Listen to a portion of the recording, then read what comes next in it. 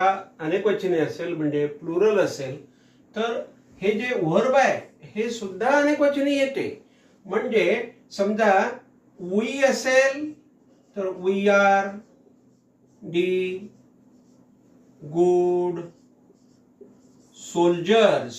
बघा, we are the good soldiers. म्हणजे we म्हणजे आपण, आम्ही, आर म्हणजे आहोत, द गुड सोल्जर्स म्हणजे चांगले सैनिक आहोत.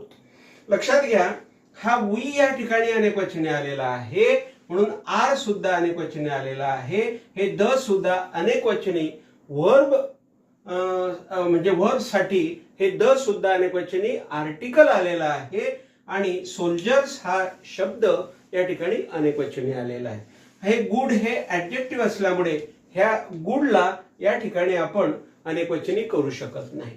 म्हणून बघा, आपण